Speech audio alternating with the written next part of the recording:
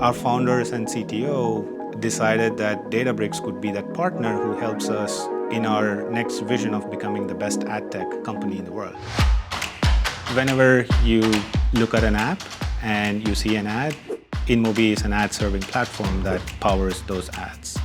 So some of the unique challenges that the industry faces today are majorly privacy. Although we want to customize content for the users, we want to do it in the most privacy compliant way. My team deals with user-specific data. We mask out all the personally identifiable information. We do not pass it on to any of our downstream. Unity Catalog plays a huge role in democratizing data within our company. So we have large teams producing a lot of data.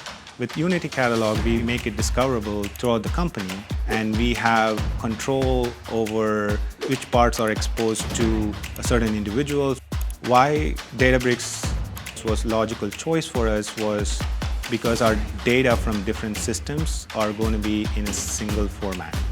And our ability to derive more insights and build machine learning algorithms on top of this data now becomes very, very straightforward. It used to take 5 or 6 days talking to many people just to know if a certain value are being stored. Now it's as easy as querying the Unity catalog to know whether the data is present or not.